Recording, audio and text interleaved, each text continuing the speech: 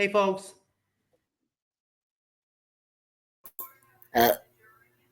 You're mute, Jeff. There we go. Oh. Hold on. That's how you got to start it off, man. You got to have there your we shit go. fucked up. No. Come on now. Just reading some lips. Come on, Andreas. I'm not hell 9000. Like, I can read your lips. It's like... Go down on the ground. Go down. But he's training. Going in there with Pitbull. Wow. He's a pit rat. How long it take you to train him? He's almost a year old. Wow. No. Why are you running back to me? That's right. That's Tom. Remember I was telling you about Tom? That was his interview tape that he said.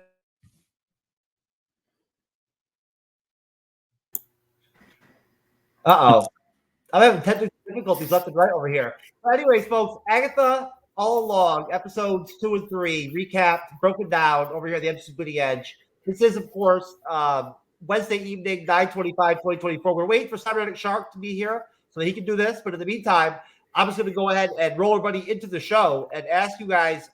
Who's here? Oh, thank you, Andreas. How'd you know? How'd you know? Magic. I just like Cyber's Cyber's in the chat. I was like, oh, he's here somewhere.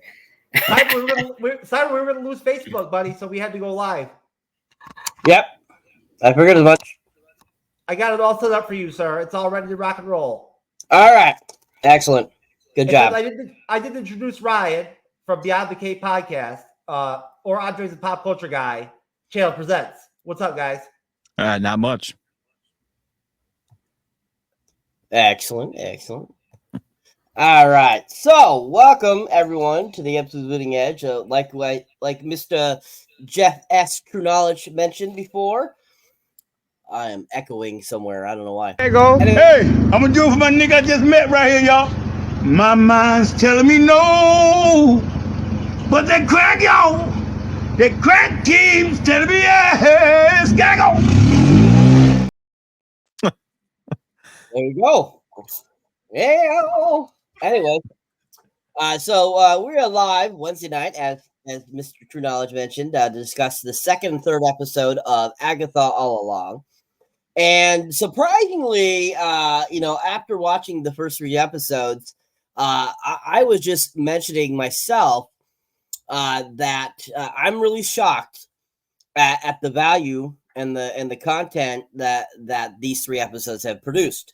I was really worried about this series going in, so I'm actually really shocked at how decent it has been. It hasn't been as bad as I've heard and so forth. So I'm actually really shocked by that, especially with this being the end of that really bad phase of Marvel.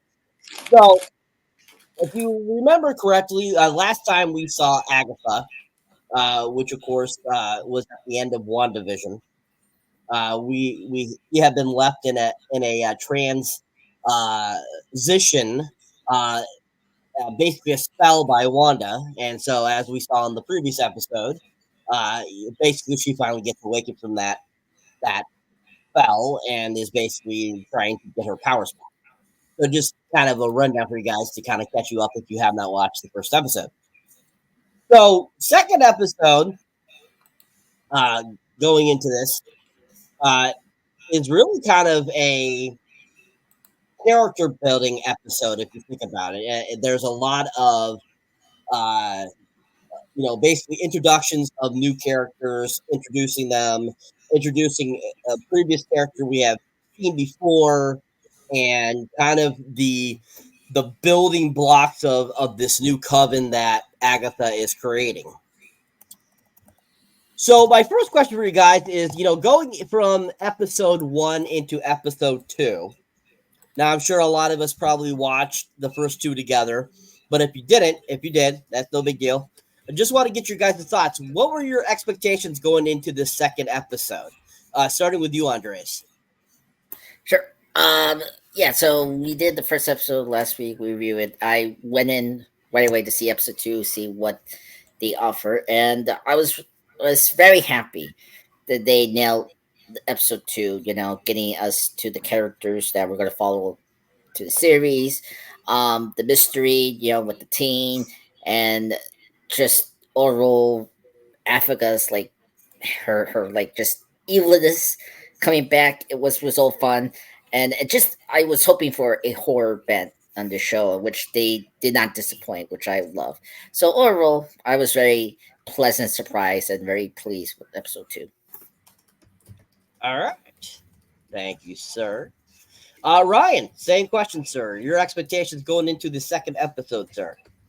Yeah, I had a lot of reservations about this show in general because Agatha is such a minor character. I mean, God, she was the babysitter for the Fantastic Four. If we go back to the comic books, so I had a lot of worries about this show. But when I kind of saw that they were getting everyone kind of back together, the whole making the team kind of montage, I'm always for that, especially from McGruber to down the line. I love when they do like those little montages of getting everyone together. So I was pleasantly surprised. Excellent. Jeff, same question. I am online right now, multitasking, and I am responding to a person in Quora that wants to is wondering why you can't just buy a ticket and go to the Marvel Cinematic Universe.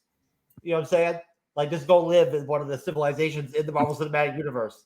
And I'm responding to the person right now, being like, "Motherfucker, you know what I'm saying? Are you trying to live in Wakanda? Say hi to Black Panther for me." That's right, Wakanda forever. That's what I'm saying. Like, tell Black Panther, sure, yeah, I said, "What's up?" While you're over there. So after episode 1, Cyber, to answer your question, I just wanted episode 2 and 3 to just be not cringe. Just like, you know what I'm saying? Like, it's like, okay, I see where this is going. So, like, please, like, as much as possible, try to skip the cringe. You know what I'm saying? Like, I see that it's going to be there. You're going to give me cringe. I get that now. I've already experienced it in episode 1. I tasted it. You know what I'm saying? So, like, since I don't enjoy cringe overall, you know what I mean? Like, it's not really like, you know, I enjoy talking about it. Like, this is enjoyable for me. I get to hang out with cool people like Ryan and kind of cool people like Andre's a pop culture guy. You know, semi-cool. You know what I mean, Cyber? Averagely cool. You know, averagely. Since that's a new word I just came up with. Averagely, Andres is cool. So I get to hang out with people like that, you know, and talk about the cringe, which is cool. But, like, overall, when it comes to, like, my TV watching, you know, type deal, like that whole experience for me, I don't really enjoy hardcore cringe. So my biggest thing was I wanted to go into episode 2 and 3 and have a cringe-free experience as much as possible.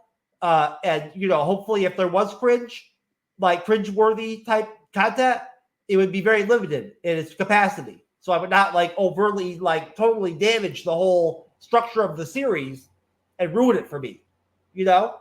Because, like, I don't want that. I got to cover it on top of the MCU'S Bleeding Edge, bitch. You know what I'm saying? I got people that expect me here to do my shit. So, you know, at that point, you know, you don't want shit to be like the Acolyte again, right? Nobody wants that. Nobody wants the Acolyte again. If you do, then you're almost as cool as Andre's a pop culture guy. That's all I got to say, sir. Okay. Thank you. All right. So, this episode 2, is called Circle Sown with Fate, Unlock Thy Hidden Gate. So, like I said before, this episode is kind of a character building episode. It starts right off after, you know, Aubrey Plaza's character has left, and we see Agatha basically getting dressed. And she ends up talking with the character known as the Teen. And basically he says he wants to find the road and that he wants him and her to find it. And she's like, yeah, the road's a myth. And he's like, no, I know it's real. You've been there before. I know it. Let's do it. And basically she ends up agreeing to do it. after they kind of have like this little conversation. So then basically they decide they have to gather people to start a coven. So they basically end up going out and starting to bring in their coven. So the first person they end up popping up on is played by Patti LuPone, who plays Lilia Caldero, who happens to be a witch that is good in divination. And so they basically end up stopping at her little divination place, and they go in and they have a conversation with her. And, basically they're kind of doing their like shenanigans thing, kind of like trying to work her so that she kind of gives away that there's more to her than meets the eye. And so then she kind of, chimes in on it and, realizes what they're really there for, because she really has powers. And so basically they kind of have a conversation back and forth like, oh, you should join. No, I don't want to join you, Agatha. We know all about you, Agatha, type of deal. And basically Agatha is able to weasel her way into getting Patti LuPone's character to kind of agree. She even, brings up the notice of a eviction notice that she has that, don't you want to be something again? Don't you want to be great again? And, kind of like she's basically down her luck type of deal, kind of like all the witches throughout this episode. All of them were kind of down on her luck. And she, Patti LuPone's character even mentions how, throughout the ages, like how all the things that she's had to deal with, and that she doesn't like that, and she's, over 400 years old. And I love how Agatha's like, oh, you don't look a day over 450, which is really funny. And so she basically, like I said, weasels her way to get kind of, her to kind of agree, saying we're meeting at this place at this time, be there, if you want to be a part of it. So then they start making their way to another place. And we have kind of a moment there where they're driving the car, and Agatha, for some reason, has a moment where she can't hear him talking for some reason. And she like tries doing the radio, still can't hear him. And then all of a sudden she's able to hear him again, which was kind of funny. And I was kind of cracking up going, I wonder if this is going to mean something later on. And so then they get to the mall, and at the mall, oh wait, is it the mall first? No, sorry, not the mall.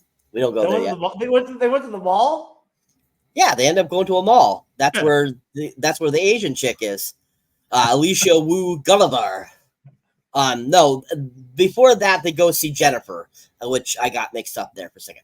Anyway, so they go see Jennifer, who happens to be running a lotions place, and she happens to be a potion witch. And basically the same thing happens. They do their shenanigans.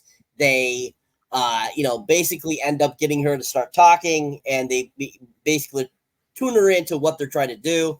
And, basically leave it at, you could show up if you want to, but I realize that your life is in shambles and that you kind of need a help with the rogue. The rogue can help you get back on your feet, get your powers back, because we know you lost your powers just like I have. We had that great moment too with Patti LuPone's character where, Agatha tells Patti, she's like, as long as you guys don't strike me, I can't extract your power. Kind of giving her that kind of deal thing going on there. So I think that once again, Agatha weasels her way into that. So we have that great moment, which is really fun, and we'll stop there.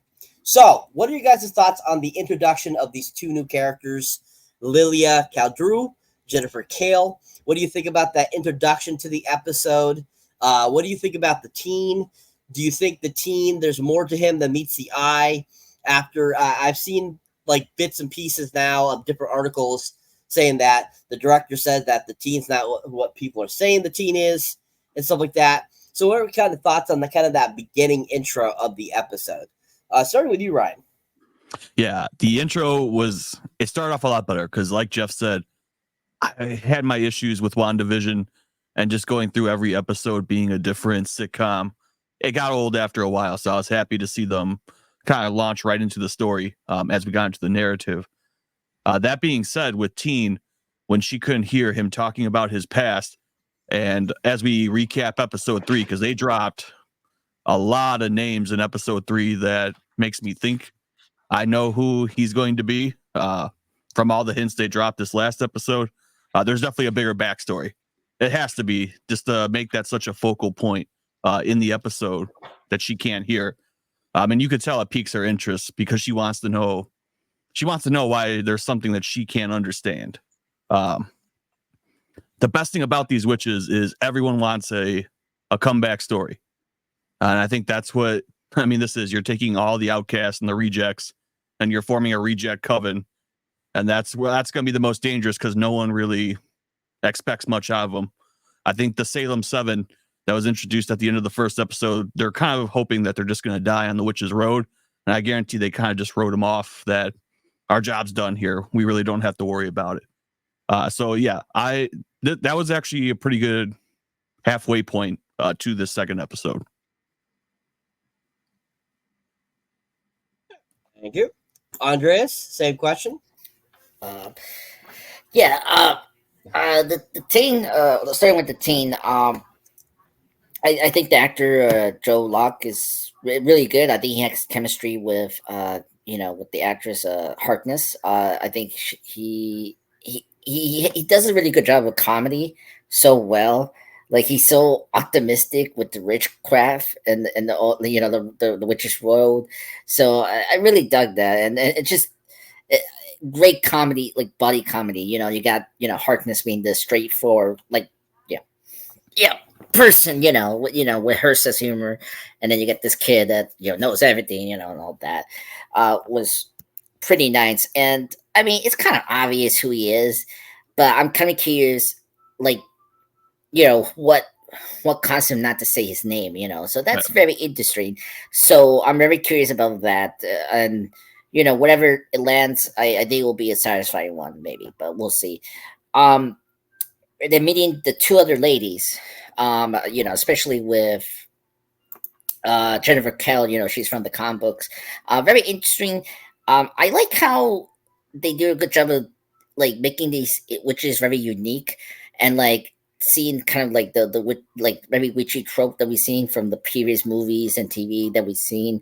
You got Jennifer being the one that lost her powers, and she's is pretty much suspended of witchcraft, so it's very intriguing. And this moment, this is where I really like John Locke's character, because just the way he's enticing these two women to join the covenant, and so helping Harkness out to get it the covenant up and running. So that was really cool. And oh my god, the Leah one, the older one that has the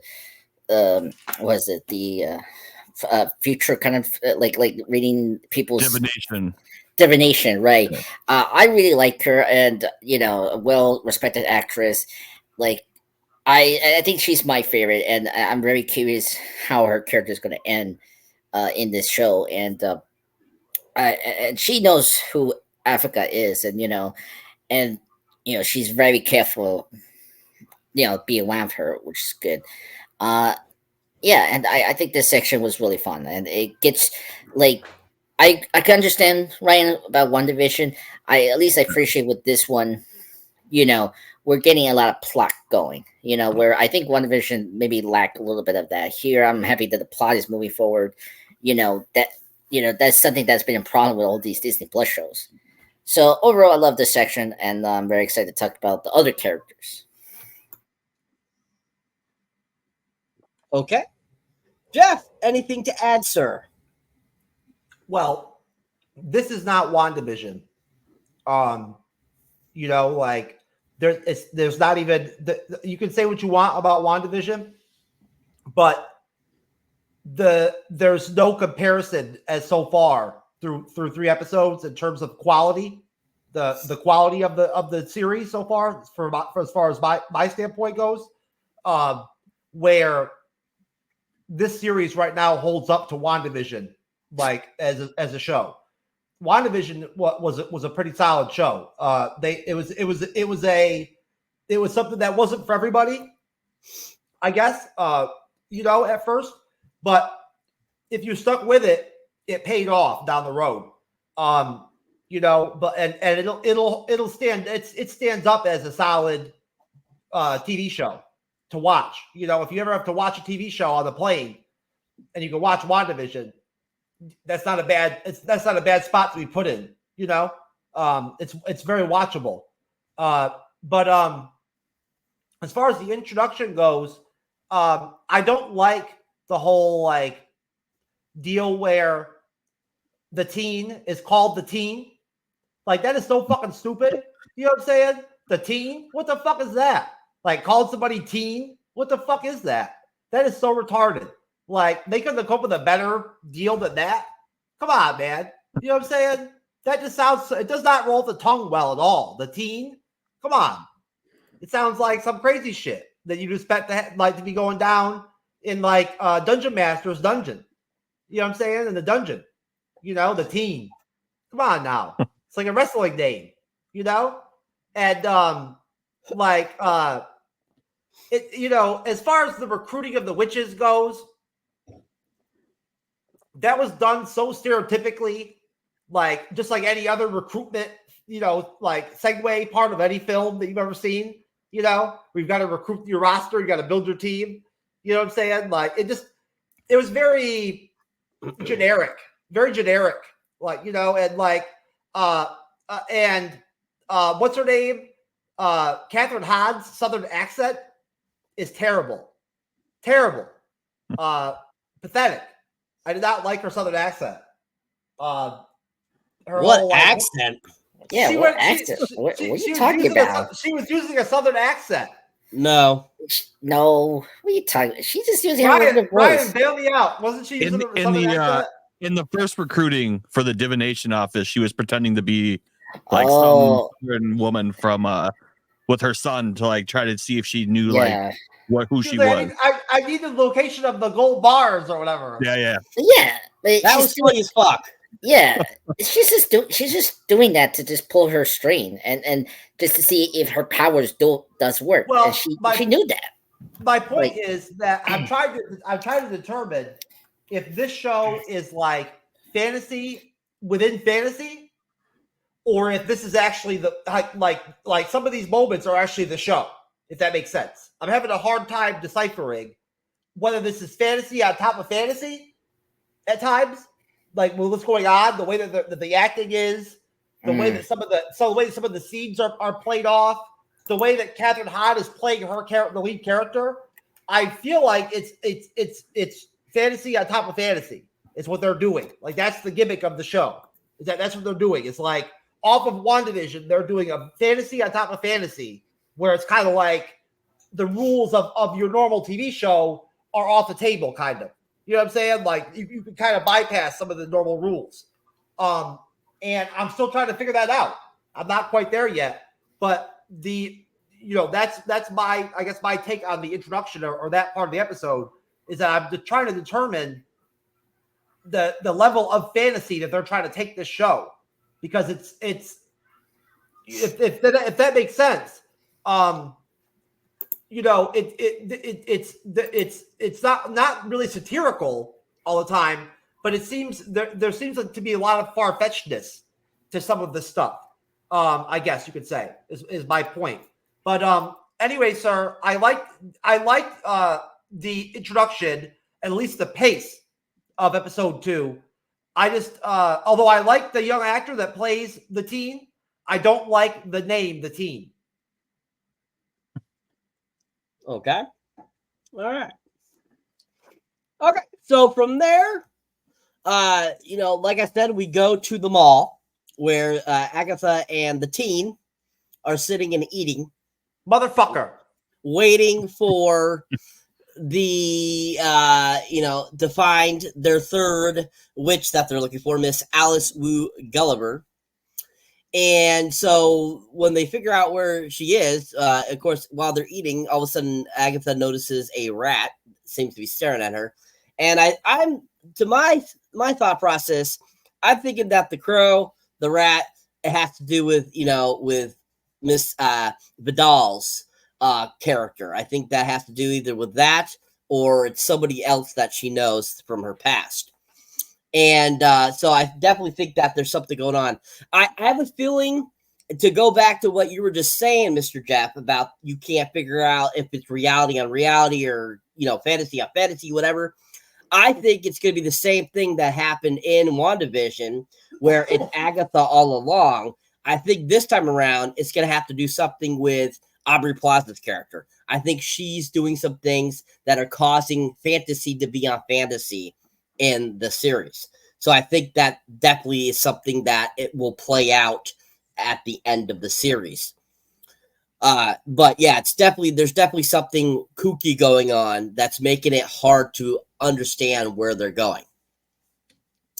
But back to Alice Wu Gulliver. So they basically find her in the store. She's working as a security guard, and they go into the store and they pretend to shoplift something so that she basically attacks the teen. And she does that. She attacks him, got him on the floor, and then Agatha starts telling her, so we're getting a new coven together. We wanted you to be a part of it. We need a type of witch that you are, and we could really use you. Are you in? Like, type of deal. And, of course, she ends up losing her job because they lie about not stealing something. And they walk out, and basically, once again, Agatha does her spiel to, manipulate. And basically, leaves it at that, of course. And, Miss Wu walks away. Then they go back to Agatha's house, where we see Agatha. She's changed her clothes and is more in a witch attire. And she comes outside and she notices a wolf. And definitely a sign of something is coming. She ends up walking back in, and Mr. Joe Locke is putting up a sign saying, welcome, Coven.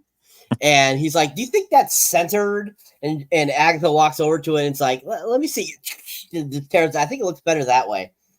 And, Joe Locke is like, you think they're going to show up? And she's like, they should, I think. And they're kind of talking a little back and forth. And then that's when Jennifer pops up. And she, walks in, it's like, oh, so this is where we're going, huh? This is where we're staying. And then all of a sudden, after they're talking for a second, that's when Miss Lilia, Miss AKA Patty Lapone, pops up. And then eventually Alice pops up as well. And so we have kind of, the kind of beginning of them, saying, okay, so we are all here. Let's get this on. And they're like, wait, where's our nature person? Our green witch. And she's like, oh, we don't need the earth witch, blah, blah, blah. Like, yeah, we do, because we're gonna need their help to do the trials. And they're kind of like bickering back for like why they need it. She's like, and they're like, and Joe Locke's like, what was the fourth name? There was a fourth name on the list, wasn't there, Lilia? She's like, yeah, it was a black heart. And Alice is like, a black heart. And like, and then Agatha's like, oh, I know who it is. And she goes out to one of her neighbor's house, which we end up getting to see Deborah Jo Rupp again, who plays, of course, Mrs. Hart, or who she wants to be called now, Sharon Davis, because Mrs. Hart was who she was under Wanda's spell. And basically like, wait, well, you're having this party over here. You should come over and be a part of it. And she's like, oh, really? It's a party? So she ends up coming over. They have her to be the Earth Witch and Green Witch. And she pops up and they end up down in the basement, and they're all kind of standing around. And she's like, are we doing laundry? She mentions and stuff like that. And they're like, oh no, we gotta recite the song. We gotta sing it. And so as they're down there doing that thing, Joe Locke, asked, Agatha, what should he do? And she's like, you should stay upstairs and close the windows and stuff because I feel there's like a draft in here. And so he goes back upstairs and is like, doing what he said. And all of a sudden he notices some people appear. And we see these black robe people. And who happen to be the Salem 7. And they start marching towards the house. And he's like basically starts to freak out. And so he starts closing the windows and pushing furniture and crap in front of the doors and stuff like that. As he's doing that, we go down back to the witches, and they start singing the song, and we get this kind of musical number that goes on, and they're singing the song, and each of them starts singing, and they're all singing, and they start singing and shit, and they're singing the song and dealing with Dylan, and Joe Locke's still dealing with the people upstairs, and as that happens, basically they end up getting to the end of the song. Nothing has appeared. They're like, nothing happened. Like, usually it should pop up faster than this, Agatha says. And Joe Locke is still messing with the people upstairs as they're, dealing with this.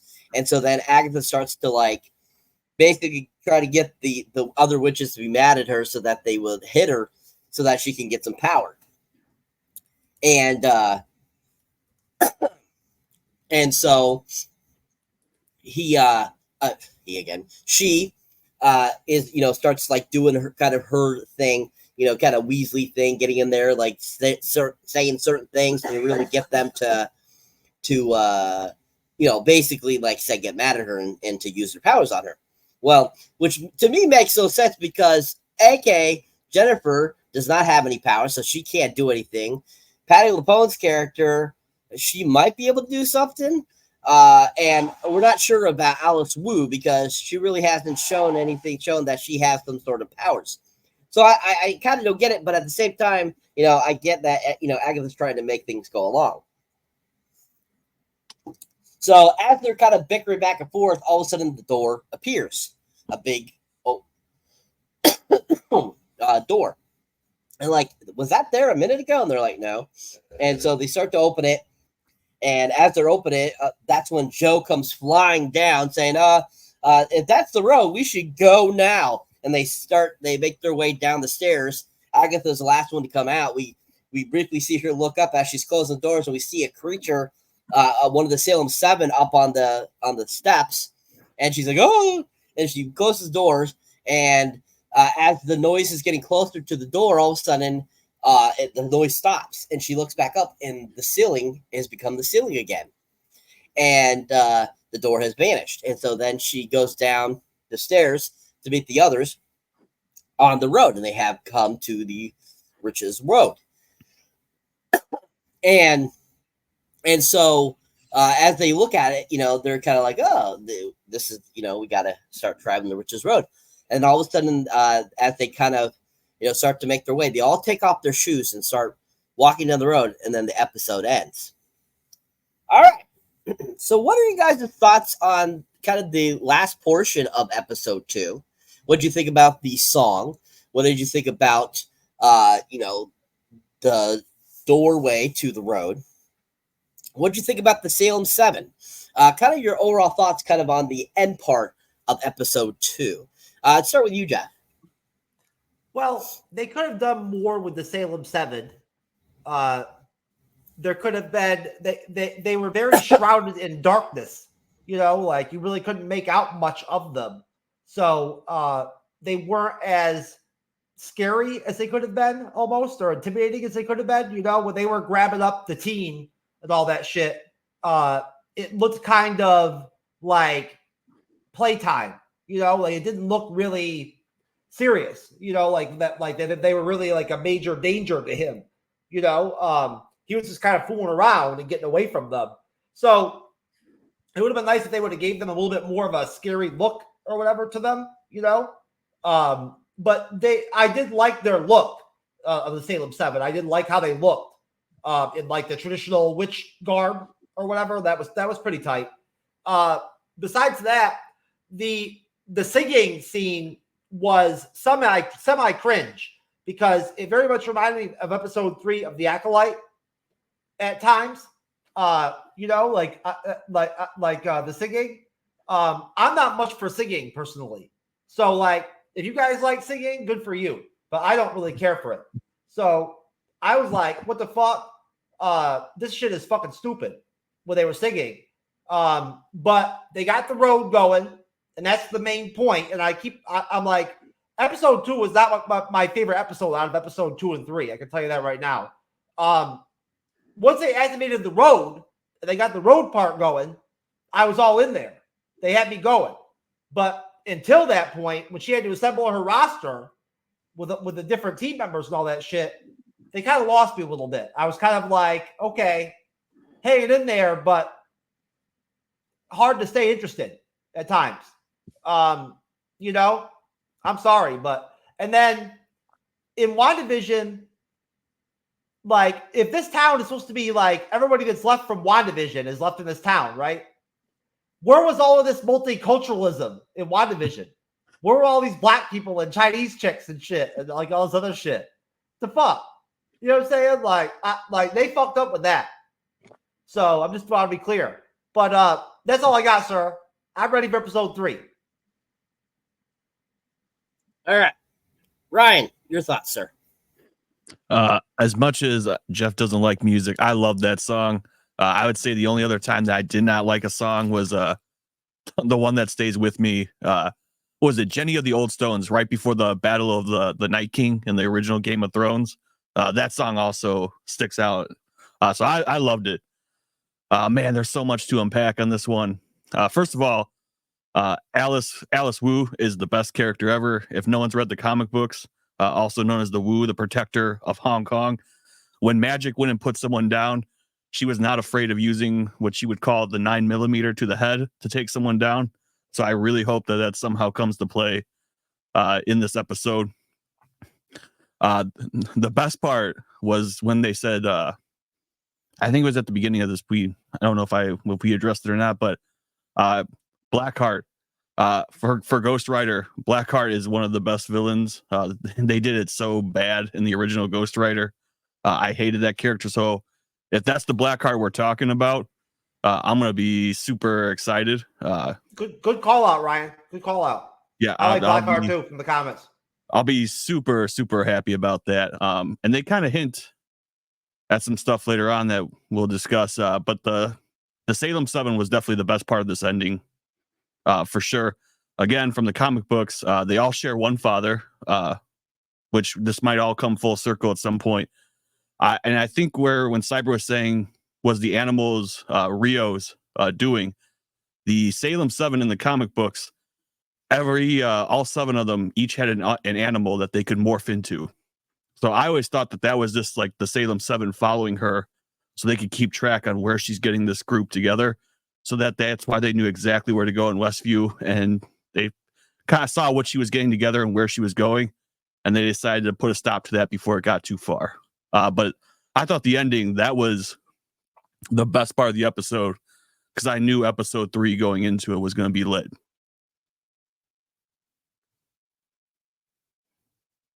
Excellent, thank you. Andreas, your thoughts, sir. Yeah, I really love this section. This is where the show really picked up for me. I didn't mind the song. I mean, they did a good job of setting up that melody with the first episode of this. So I was expecting that. And look, we got a Broadway actress here who's singing. So if you have that, then your song is going to be good. So. And it was funny at the same time when you see, Miss Hart, like, not singing. She was like, da, da, da. It's like, come on, like, you have to enjoy that. And the taking the shoes thing, that's a very, like, witchcraft traditional when you have to do like a seance or something like that. It's like this very ritual thing to do, to take your shoes to, like, do this like spell or something like that. So this show is doing a really great job of like depicting witchcraft and sorcery like very well, because that's something that we saw a little bit of it in WandaVision, but it wasn't like deep. Here they're doing a really great job of like really just spelling out like what witchcraft is, and that's good because we're gonna get a lot more sorcery and witchcraft in the MCU. not only Harkness is like some other characters that are important in the MCU, supernatural, right? The Blackheart, the last name, the name Black. I was thinking about that too, but I heard one theory that I kind of like. I think it's hinting at Artery Process character, because think about it. She is the another witch that's connected to Harkness. She could be the one that's actually for the Earth, that for the Covenant, because Harkness didn't pick another witch that was filling that position.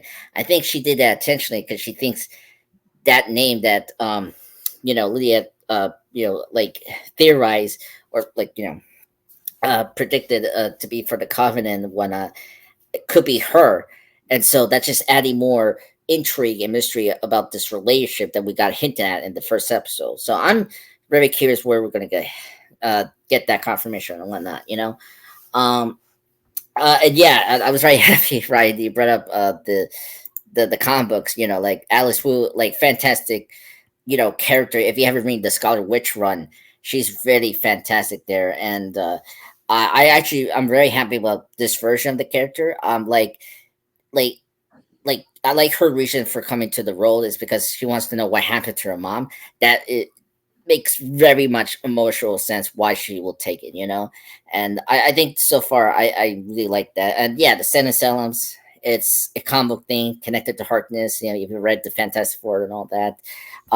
Very creepy.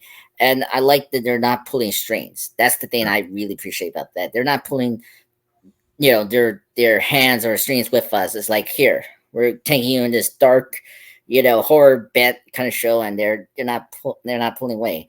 And one thing I appreciate, just wrapping on, that I like about this episode, that we're not forgetting Harkness as a villain. This is something I really appreciate this show, and the Penguin, is that we're not forgetting our main character that we're following, our villains, because this is something I hate about the recent comic book, like villain centric film, like particularly the Sony films, which is so stupid because they're not understanding what to make them intrigue. They're villains, and I get you had to change it. Some could work, like Loki. That makes sense. Sure. Like they did that, like. He's an anti-hero. I like it. It makes sense. Here, I really appreciate like this and the Penguin. They have their own agenda, and like they're not good people, and they have some soul in themselves, but it's not like what happened to that. And I'm very curious where we're gonna see like what happened to Harkness, and like does he have a kid? That's something that's been like very theorized. But when we get into episode 3, it's been confirmed. But but overall, I love this episode. It's fantastic. I'm very excited to talk about episode 3. All right, fantastic job, everyone. So that concludes episode 2. What ranking will we give this episode, folks? Starting with you, Andreas.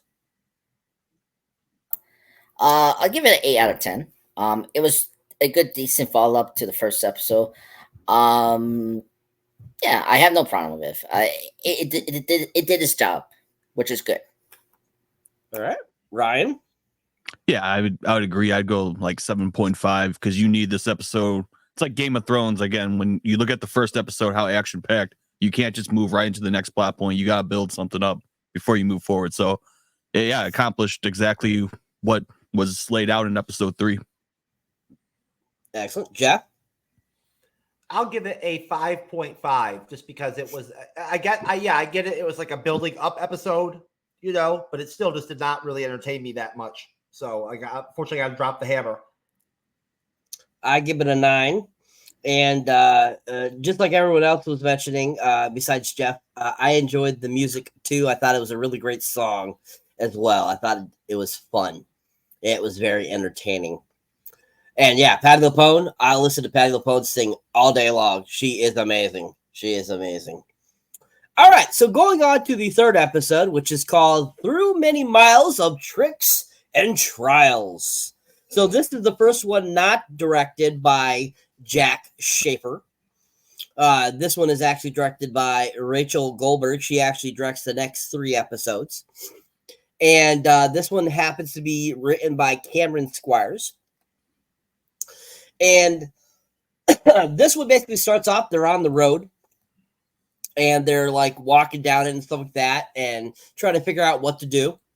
And basically they kind of have a group conversation of, that they're going to be doing trials and, and stuff like that. That's what it's all about on the road. And, that they need to basically figure out what to do. And as they're doing that, and, of course we have the complaining going on, and we have, Sharon being Sharon, played by Deborah Jo Rupp, who is absolutely freaking hilarious. Absolutely love Deborah Jo Rupp. Love her as Kitty in that 70s show, the 90s show. Pretty much anything she's ever in, I always enjoy her. I think she's super funny. And basically at one point, as they're, discussing what they need to do, Sharon disappears, and they're like, where'd Sharon go? And they're trying to look for her. And we see her, she's gone off the road, like very, very short off the road. And she puts her purse down, and then all of a sudden starts getting pulled into the mud. And she tries to grab it. It's like, no. And she's like, don't take my purse. And as she's trying to grab it, it starts to pull her in. And so when they realize that she's missing, they go looking for her. They find her and grab her before she gets pulled in as well, with the purse. And I love that she mentions the name of the bag, the type of purse it is, because the type of purse it is, that it's a very well-known place that a whole bunch of women I know go and buy purses at, which was super hilarious, Talbots. And I always crack up whenever I hear that term, because I was just like, she mentions Talbot, she's like, it's a Talbot's bag. And I was just laughing. So I thought that was super funny. And so they pull her out, and she's like, what? She's like, all I did was sit down for a second. And they're like, we need to make some rules. And Agatha's like, the first rule, do not go off the road. And we see Sharon go, and they're like, that way we keep ourselves safe and we don't die. And do we all agree? Okay, yep. And so after they had acquired this rule, they start walking. All of a sudden they notice, hey, was that there before? And all of a sudden they see a giant like mansion, and it's like it's glowing like almost reddish. And so they go and they walk over to it, and they end up entering. And after they enter it, all of a sudden the clothes they were wearing have changed into like almost like yacht clothes, I like to call it. They look like, if you were to go on a yacht and you're like, we're all very like very pristine looking, very posh looking. And so they're all like in these new clothes and stuff like that, they're like at a country club. And basically they make their way in. So before we go past that, what are you guys' thoughts kind of on the intro of the road? What did you think about the road trying to eat Sharon? What did you think about kind of their back and forth talking and stuff like that? Basically kind of, nailing each other for not, being good at what they are, and like, all that kind of good stuff. And leading up to them going into the house and then changing clothes into their yacht clothes, as like I said. What were you guys' thoughts on that section of the episode? I'll start with you, Jeff. Yeah, I didn't. It really didn't make a lot of sense to me that they would add a non-witch to the roster of the team to take on the road. All right, we got the road going here. The road, bitch. Like, they made that very clear. It's this big fucking deal. The road. How you gonna just grab Miss Hart from WandaVision and throw her on the squad and put her on the road and shit? You know what I'm saying? Like, come on now. That was far-fetched a little bit. Like, that does not make sense. So I didn't really know what to think about all that. Yeah, she's great in that 70s show. Deborah Ann Rupp is great. That 70s show is a great show. I rewatched the whole thing a couple of years ago. Loved it. Loved rewatching it. I rewatched the whole fucking thing. It was great. Loved that 70s show. But good episode 3. Great intro for the most part. You expect the road to be treacherous, I guess. So like, of course, if you go off of it, bad shit's gonna happen to you. The overall I guess you could say, collaborative aspect of the group of the coven does not really bear fruit until you kind of move forward in the episode. So at first it's kind of just a shouting match, which I was there for. But again, Joe Locke's presence, the teen, like he almost has no role at times. Like even right in the beginning, he almost has no space, no spot really. And people are like, you wonder why everybody's so quick to accept him. Like he's just this kid that showed up with Agatha Harkness. Like, why are they accepting him so easily? Like, who is this fucking kid? He's not adding anything to the group. So like, I didn't really know what to think about that. The transition of him into the group with Agatha and them all going on the road together. Because it all happened so quickly at the end of episode 2. And so episode 3 gets a lot better, but it starts off for me a little suspect, we'll say. But it gets better. It gets a lot better as we go. The road gets better. All right. Ryan, your thoughts, sir? I found it funny as hell that everyone kept on calling her Mrs. Hart, and she would like immediately correct them. You can call me Sharon, because I spent the whole episode like, come on, Mrs. Foreman, don't do that. You know better than that. And that purse stealing scene, again, being familiar with Talbot's from my wife, that was funny as hell, because I know for a fact she would dive head in over for that purse. And I'm definitely not going to be, I don't know if I'd be able to pull her out of that.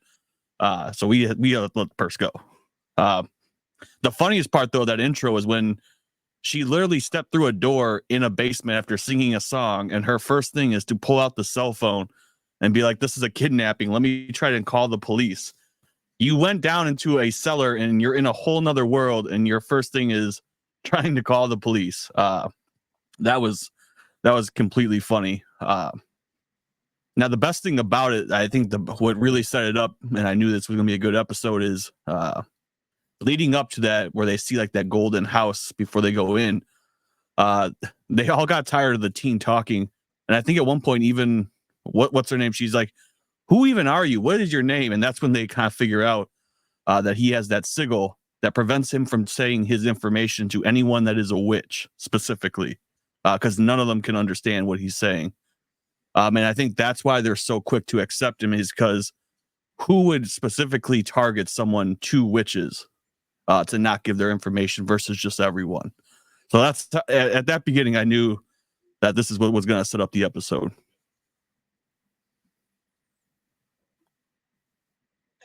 Thank you.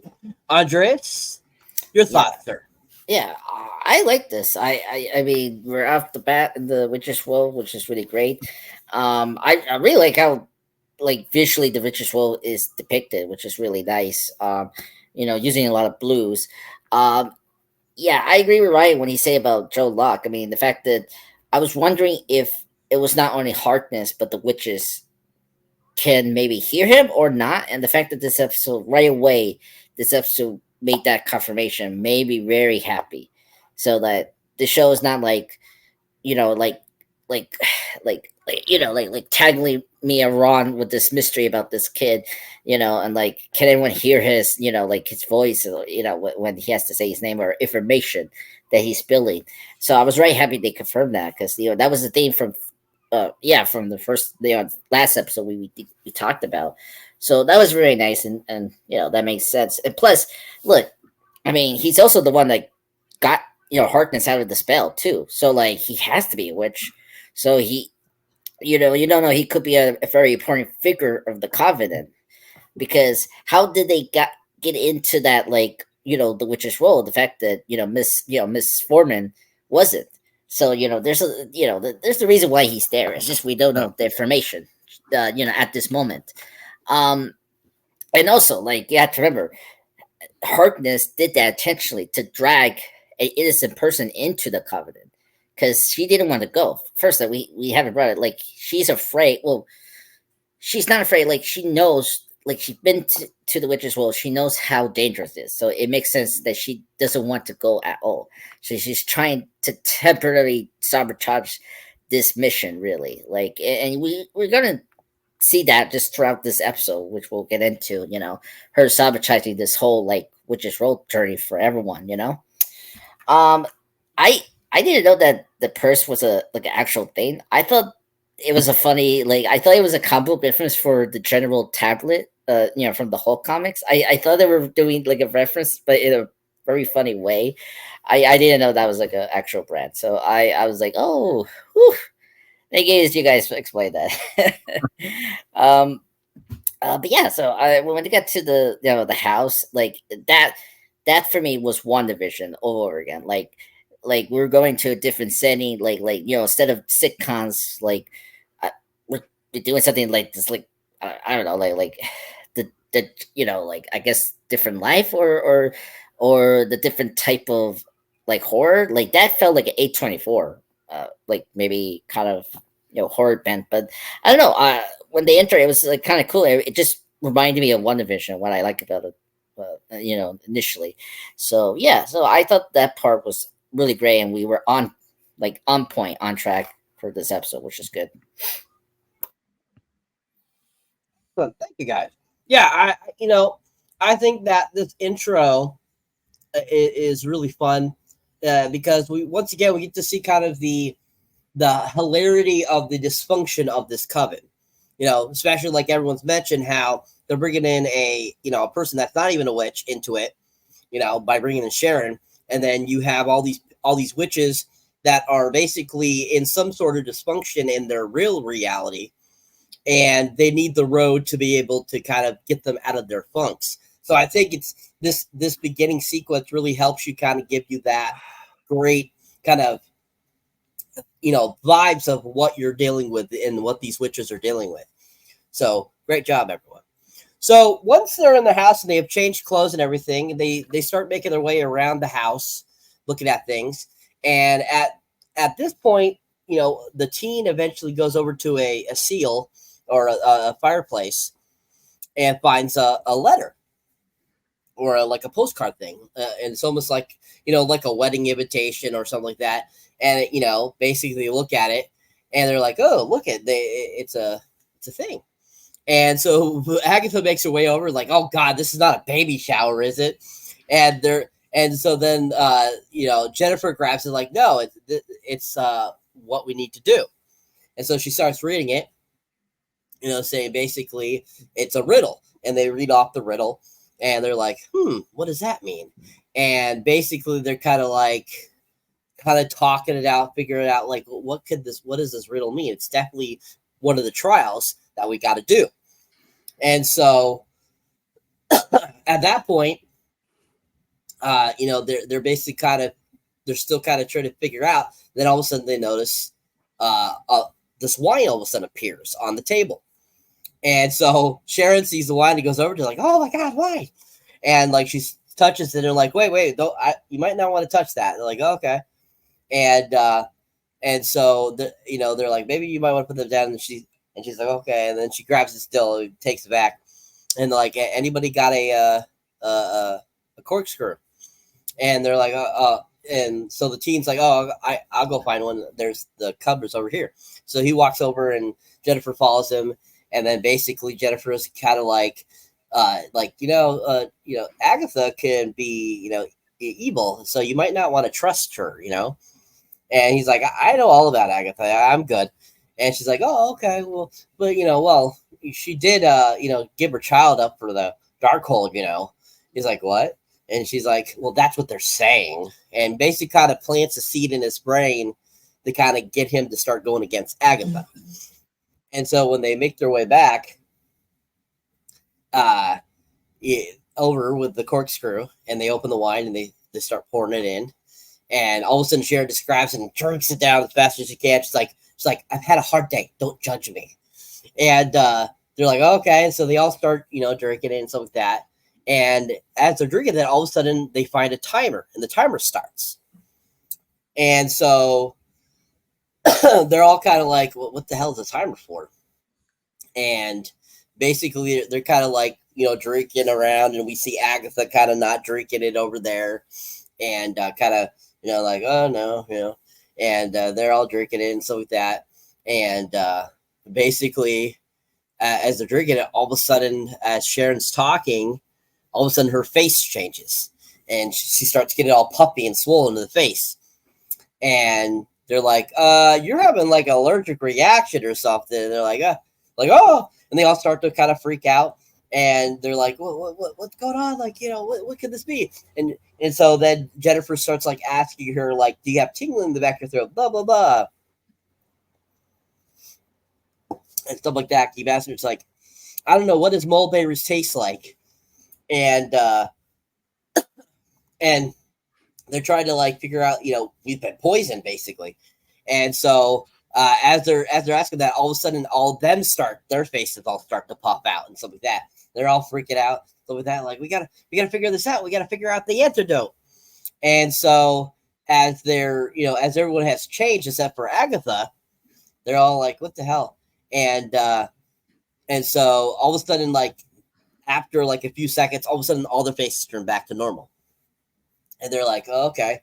Like, and she's like, yeah, we've definitely been poisoned. If this is the poison or the poison I'm thinking it is, and she basically says the name.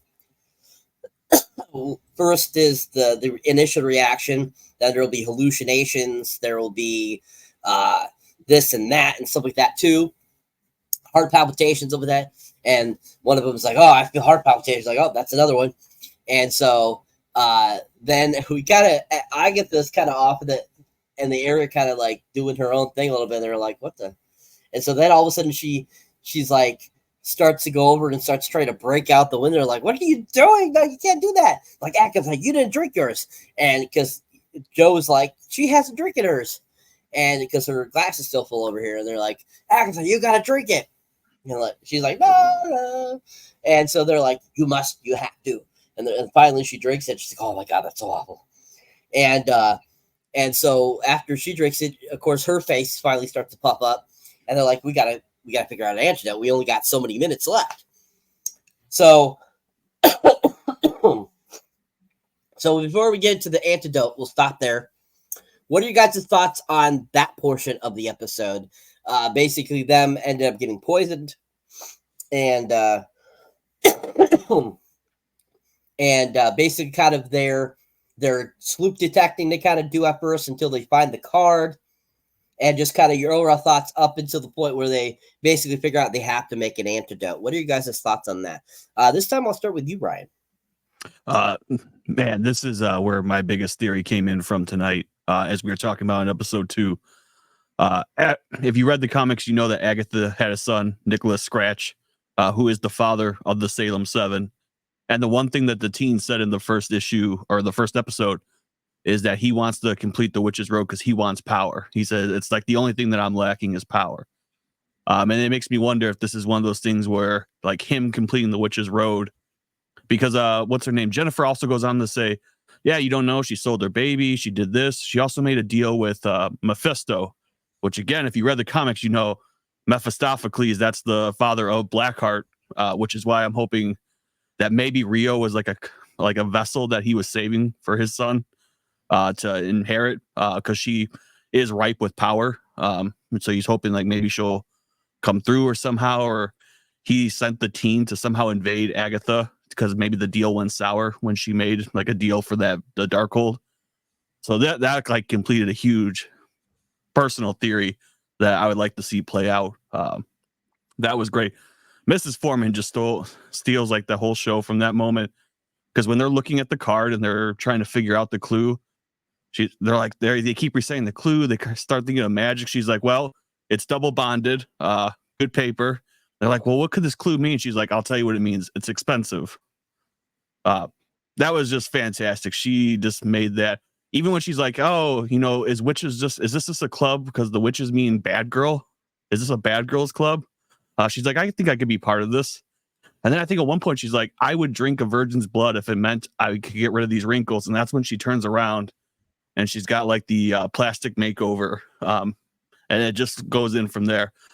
And like I said, it just really sets up the episode for what's to come next. So I really enjoyed this part.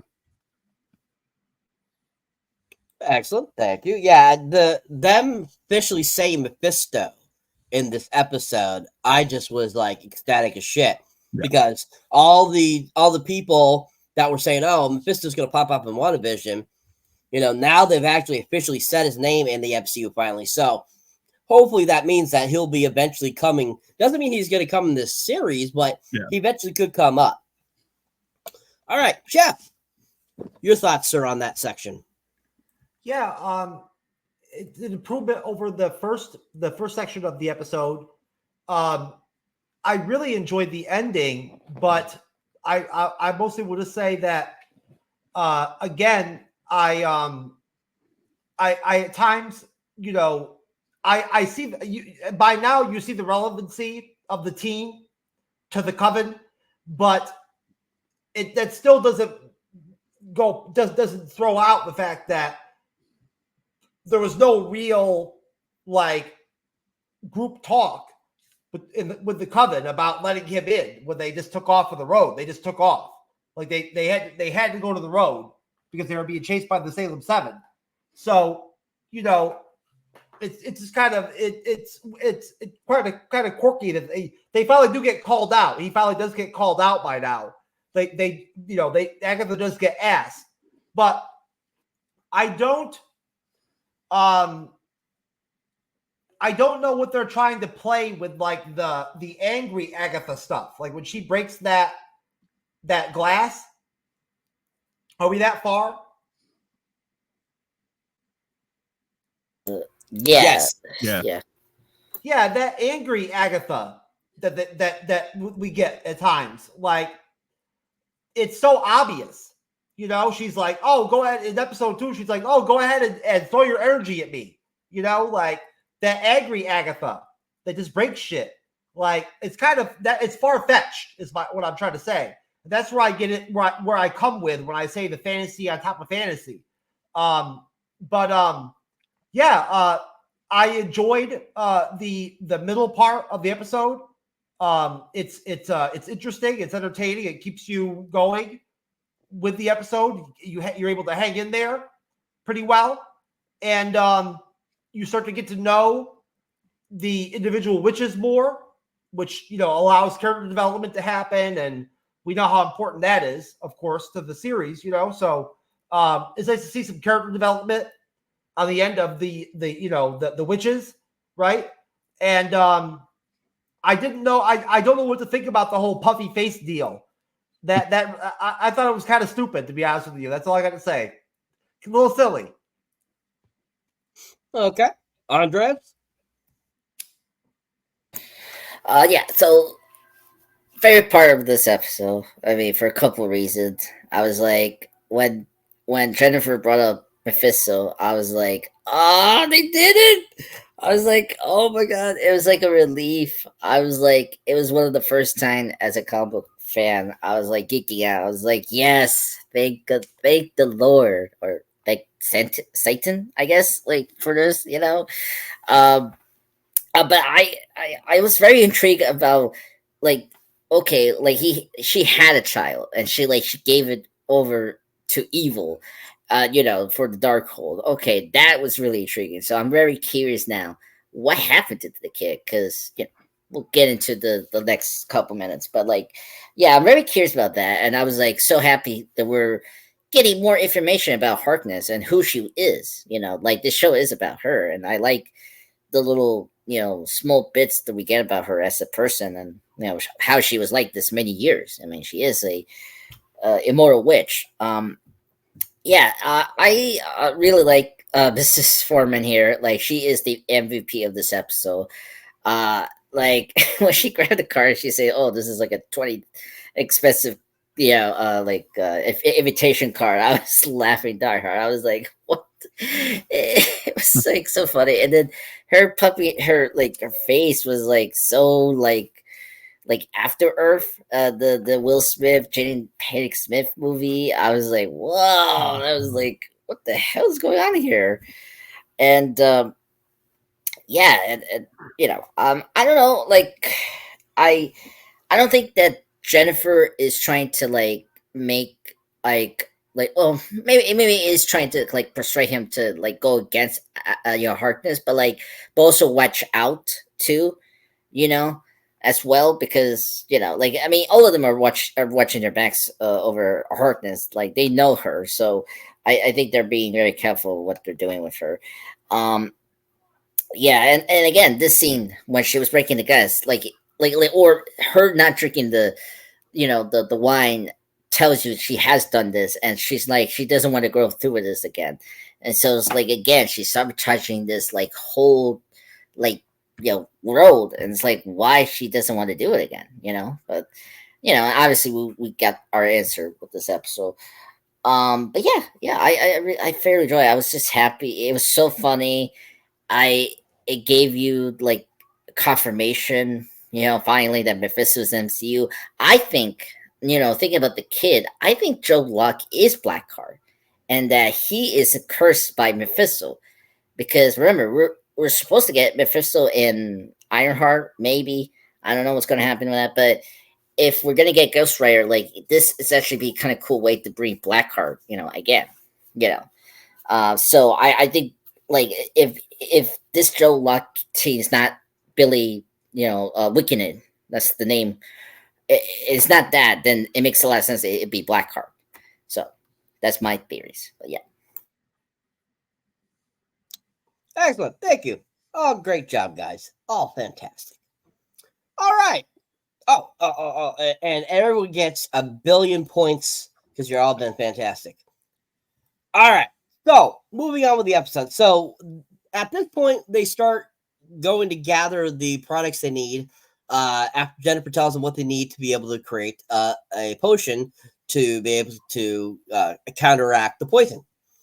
So they all start going to, get their, things that they have to grab. And while they're doing this, all of a sudden they all start to have hallucinations. We have Alice hallucinate about her mother. We have Patty LaPoe basically have hallucinations about villagers she had to deal with. We have, Jennifer hallucinating about, I'm assuming some guy that took her powers. I'm assuming that's who that's supposed to be. And each of them are like hallucinating and like having like this is like a real thing going on. Jennifer is like being drowned. Alice is basically her mother's going crazy, and Patty is having to deal with the villagers yelling at her for whatever reason. And so they're all dealing with their thing, and finally they kind of snap out of it after a few minutes and start making their way. Joe has found the item they needed, him and Alice needed, and Jennifer had grabbed the bug portion she needed for it, and Patty LaPone had had some of the petroleum that they needed along with Agatha, and basically Agatha goes back to find her, and and she's kind of like says something, and like Agatha is like, oh okay, yeah, I understand, and they all make their way back to the kitchen. And they're like, okay, Jennifer, what do we do? And Jennifer's like, hold on. She, basically like, I just almost being drowned, I thought, and basically, says, okay, starts trying to figure out what to do. And it's kind of freaking out. And basically at this point, as they're doing it, they start putting all the things into the sink to do the potion. And we watch the sink like change colors and stuff like that as they're adding things. And at one point where they're like, petroleum? And they're like, and she's like, yeah, put them in. They're like, we do it. And, so they're throwing all the things in, and basically they get to the point where like, what next? And she's like I said, Jennifer's kind of like, I don't know what to do. And basically like, okay, now we need hair from each other. And so they start doing that. And, Jennifer kind of freaks out a little bit, and then Agatha kind of grabs her and says, you could do this. You could do this, you're more powerful than you think, and all this kind of good stuff. And, basically gives her a real pep talk versus being like her usual Agatha self. And so she's like, okay, and she's like, gets back to it, and they start doing the thing. And she's like, it'll change this color and blah, blah, blah. And so they all start to, grab their hairs. And then that's when Agatha finally has her hallucination. And the hallucination, she sees a baby crib and it's rocking, and you hear baby crying. And she goes and pulls the thing down, and it's the Darkhold. And you're like, and she's like, oh, And this is the first time you kind of see Agatha kind of vulnerable. You see her kind of be like an actual human being, and you're like, Agatha actually has a heart. Like what? And so it's like we get that great kind of moment, and then she snaps out of it, and they're like, Agatha, we need your hair. And so they grab the hair and they start putting it in finally, and it starts basically trying to say, okay, so Joe, I need you to do this, sort of counterclockwise. He's like, left. And she's like, okay. And they all put the hair and that, and she's like, it should change to a blue color. So all of a sudden, after doing it, and he stops stirring, it has changed to like a teal color. And like, change to a teal color. I don't think that's right. It's kind of a mix between blue and green. And they're like, Jennifer, what's wrong? They're like, I don't know. She's like, and then she's like, oh, we need the blood of somebody that isn't poisoned. And they're like, and Agatha grabs a knife and goes, thanks for being underage. It slices his hand and pours some blood in there, and then it turns into the blue that they need. And so they then take shots and start drinking it down. And at this point, too, we can't forget, at this point, Sharon is unconscious, and they're like trying to save her too as well. And the time is ticking down, and they all drink the stuff, and they're like, okay. And they're like, oh wait, Sharon. And so they grab some, they pour some down her throat, and all of a sudden the oven opens, and that's like their exit out of there. And they're like looking in there going, oh, must be the exit. And Patty LaPone's like, no, I don't do that. I've seen this happen before. There was a witch before that had this happen. 2 little children killed her. And totally referencing Hansel and Gretel, which I think was hilarious. And then she's like, I'm not going in there. And like, yeah, that's our way out. And so they all start making their way in there. And they're like, we got to bring Sharon. We got to save her too. And they're like, oh, okay. And so Agatha goes over and helps Alice grab her. And, ends up bringing her down. Get her there. Excuse me. Wow.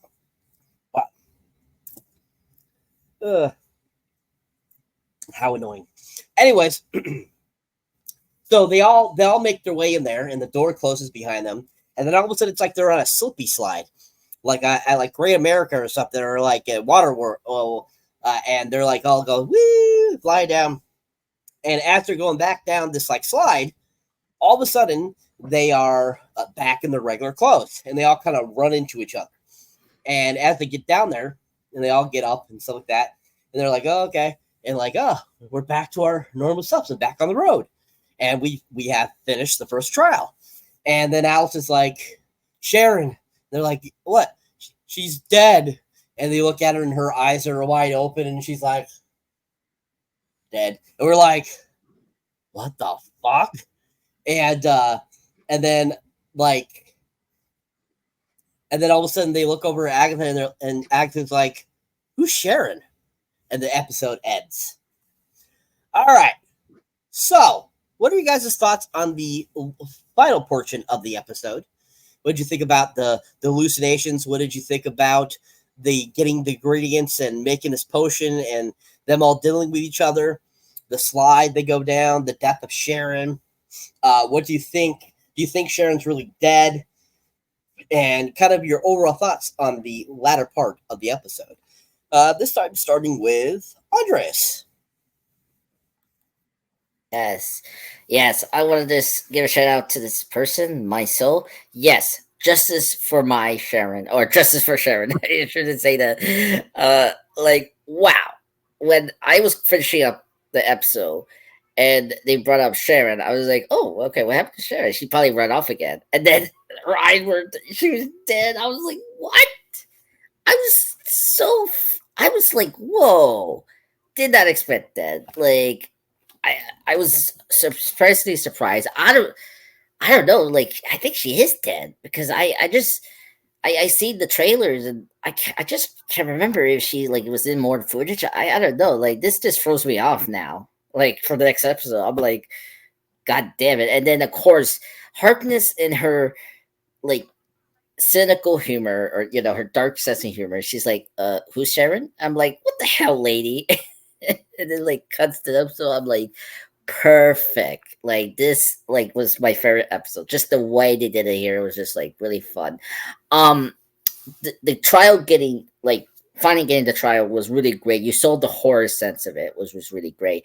I mean, Cyber brought up like the Hansel Gretel like reference. When we saw the Crayo for for Harkness, it was very much Roseman Baby, the 1960 movie by Roman Pikes. Like it reminded me of that because we don't see spoilers for that movie. The baby's a devil, Satan. You don't see it's like, oh my god, my eyes, the arms, like it was like that, and it was weird. And I agree with Saber. It's the first time I see Harkness so vulnerable, and so I'm very curious, like what she did to her kid. Like it was that bad. The tree over the Darkhold. It's crazy. So I thought that was really great, and I thought the trials for each of the characters was interesting. My favorite, I'm wondering when we get more of this, was Leah's trial. Like it was so The Witch, like for me. Like I don't know if you see the A24 movie, the Witch. It was like that. Like this little kid, and then like I don't know, that was like a Salem like creature that like yeah, okay. Like that was really creepy, and I thought that was well executed. Yeah, and then yeah, exactly. It was going crazy. And then Wu's her trial, seeing her mom, I was not expecting that. I thought we were maybe save that for her trial or something like that. I was very surprised by that. That was very very surreal. And yeah, and I kind of like the idea of making a potion and like antidote. So I really like that we were adding these different skills from these witches, which is really interesting. Yeah, I just had nothing to say. I was so surprised with this ending. This made me really hooked now for the show, and I just hope they keep it going.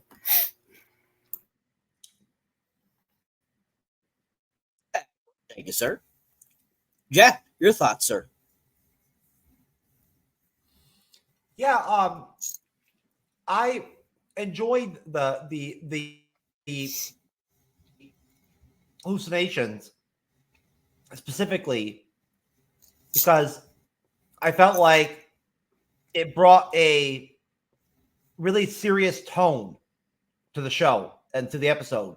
Like it brought itself out of the fantasy almost and became really sober as a show when we had hallucinations.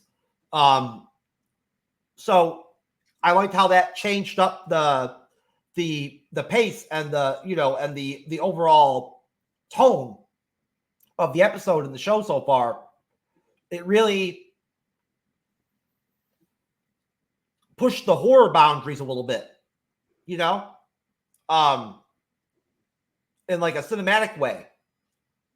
And that was cool. I enjoyed that. It was the kind of tone I needed to balance out the content, to balance out the episode and the show. So hats off, to them that they picked it up a lot from episode 3 to episode 2. I didn't like visually how cheap the imagery looked of like the cauldron of the mixed up stuff. It just became this like purple, water or whatever, like it looked kind of cheapo. You know what I mean? Like I'm sorry, but it did. And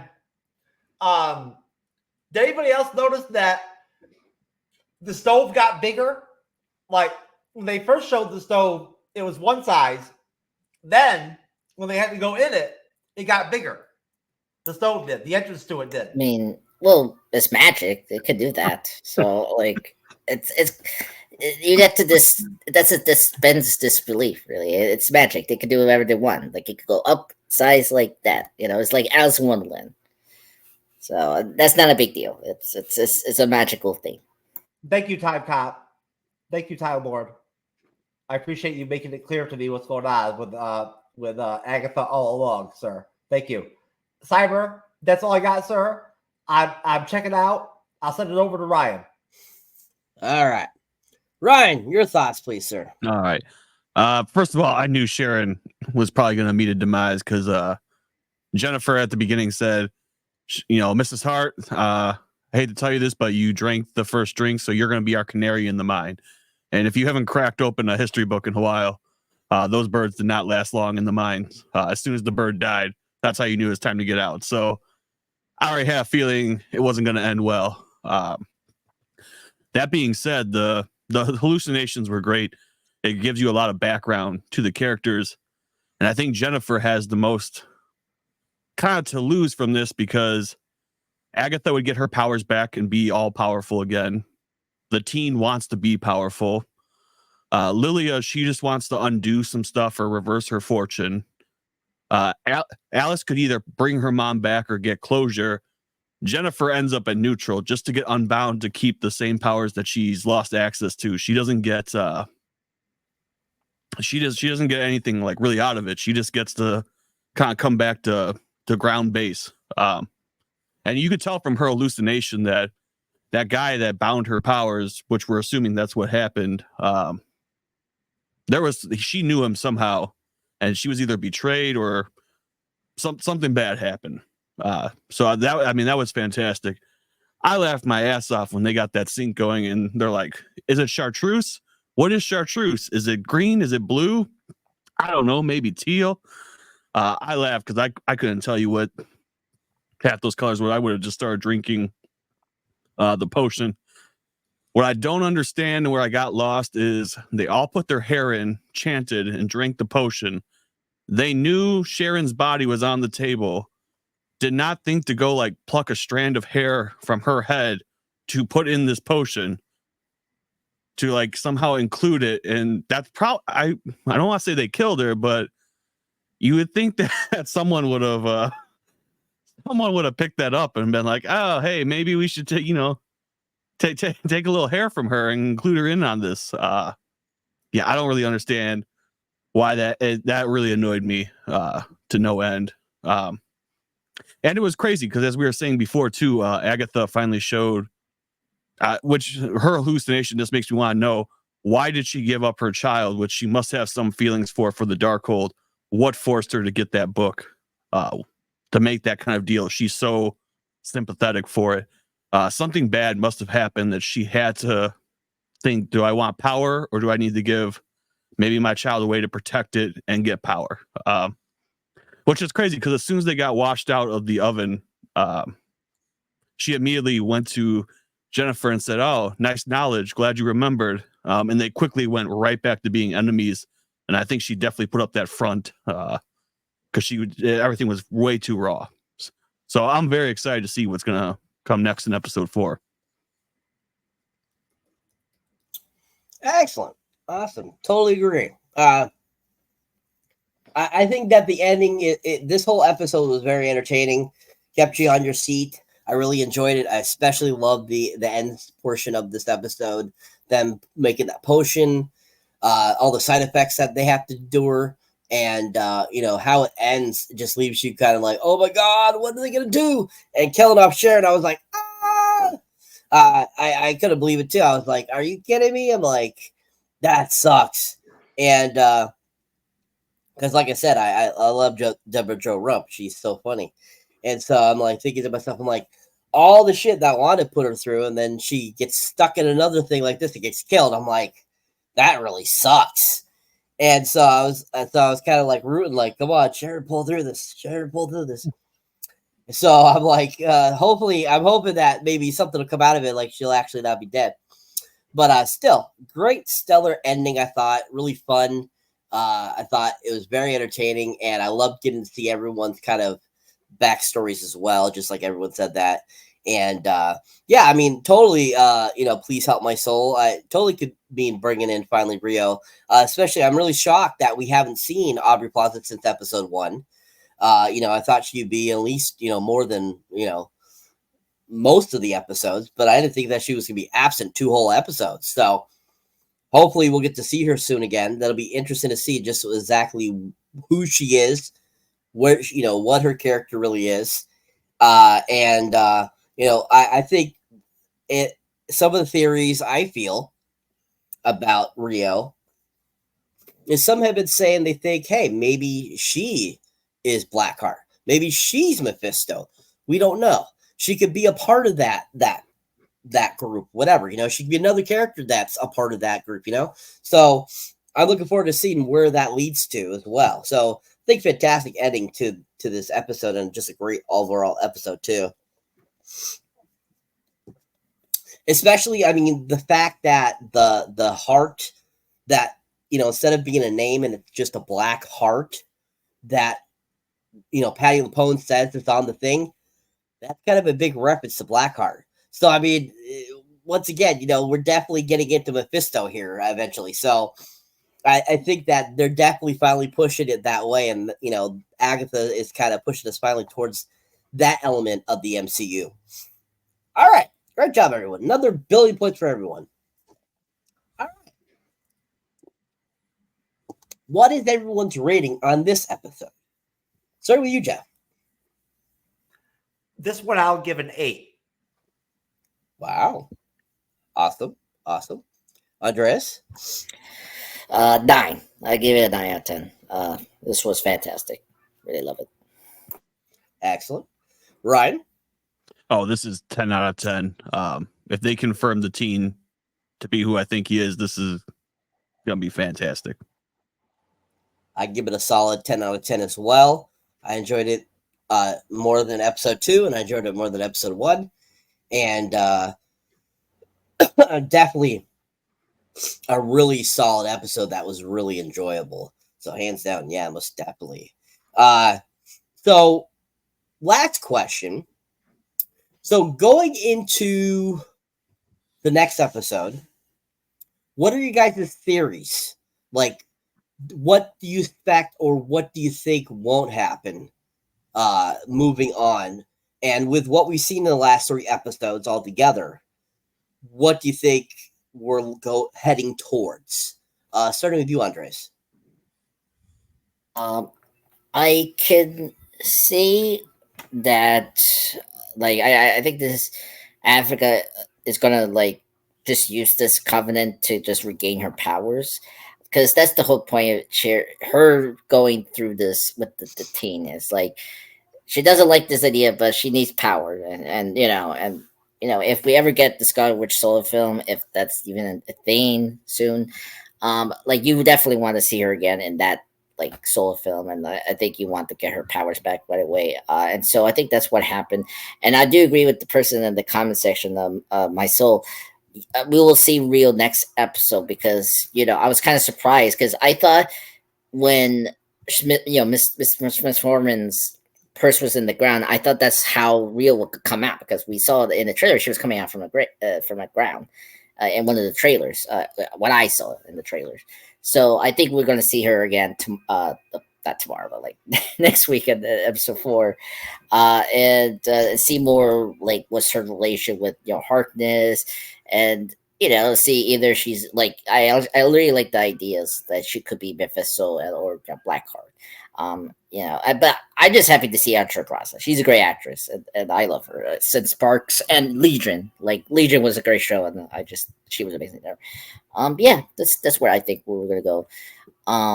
And I hope I don't see Sharon coming alive. No offense, but like we need another witch that takes the earth, and I think Rio is gonna do that for next week. Ryan? For sure. I think Kitty Foreman, unfortunately, has met her demise. We will not see her again. As much as I want to see everyone else's backstory come, I really want to see Jennifer's story and find out why she got bound in the first place. I really want to see more of Agatha, just because in the comic books, she didn't really do much in the comic books. Like, she was always there. She always consulted with magic. They never really gave her like a clear-cut story. So this is the first time they kind of got a lot of liberties to take. And you don't really know why the whole Darkhold thing. I mean, she held the Darkhold for so long, and then finally Scarlet Witch, in like 2 weeks of crying over Vision, kind of took everything from her. For everything that she traded in, she lost everything like right away. So I'm really curious if she knew, because she obviously knew who the Scarlet Witch was when she had the Darkhold. So I'd like to see them kind of explain more onto that mystery. Excellent. Jeff, anything you'd like to add, sir? Yeah, I just like to see Agatha get more restored so that she's more coherent to like the WandaVision timeline, and then them to stick with the road and stick with the more adult tone to the series. Less the cringe, more the adult is what I want to see. All right. Excellent, everyone. Great job. All right. So that is it for the episode 2 and 3 recap of Agatha All Along. Tonight's Shogun winner is Ryan. He is the Shogun winner tonight. Thank you. You're welcome. All right. So I will push it over to Mr. Jeff S., and he will take us out. Okay, well, I'll start off with Ryan since he won the Shogun Award.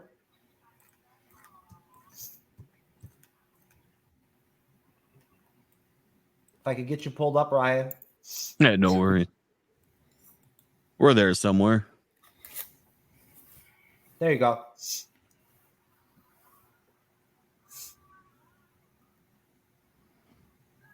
Yeah, perfect. I mean, that's our website. We're really active on Instagram and our YouTube.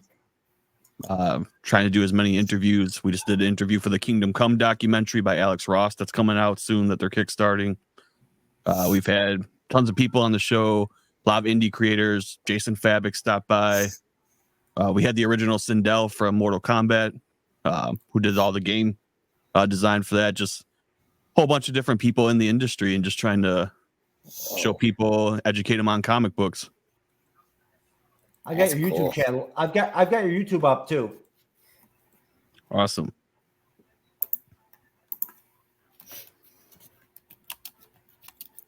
There you go. There he is. And there we are.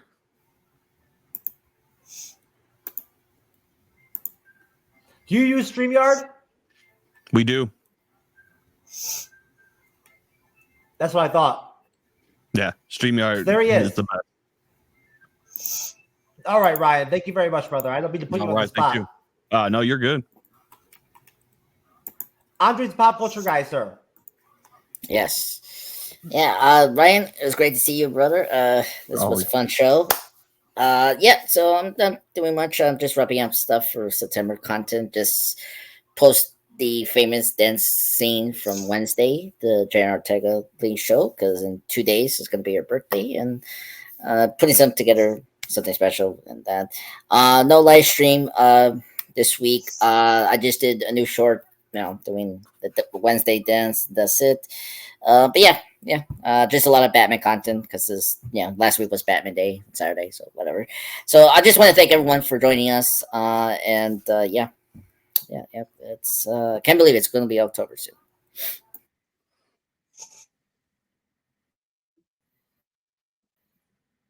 That's right, baby.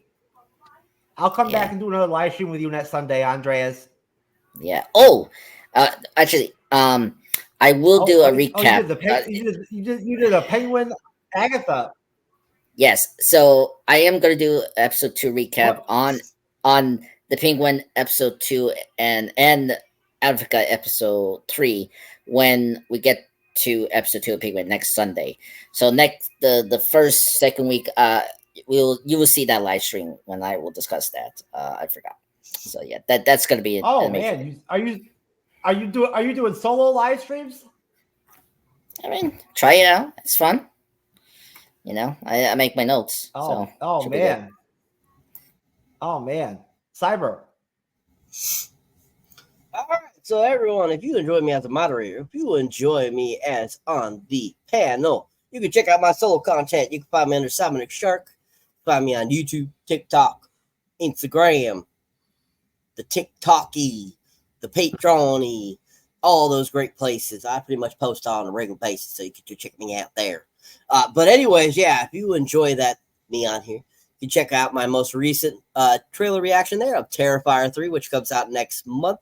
or you can check out my Alien Romulus movie review as well. I put up a couple little mini reviews of a couple movies I had seen in recent weeks. Really haven't put up much because I have been under the weather. So I've been working on those, but I got a couple there for you guys there. Summer Party Massacre and Galaxy of Terror. And having my Beetlejuice review up soon and more trailer reactions, stuff like that. So keep your eyes out for that stuff. Keep on subscribing. Keep on helping me and Andreas keep on improving and growing. Help the MCU's Bleeding Edge keep growing, people. We want to thank you all. And keep on watching. We'll see you on Friday for the Rings of Power, Episode 7, with Cyberneticshark back in the saddle moderating with JRant 2000 and Wrath of Khan. Right, Cyber? Right. There you go. All right, peace, folks. Have a good rest of the week. See you on Friday. Bring the band in.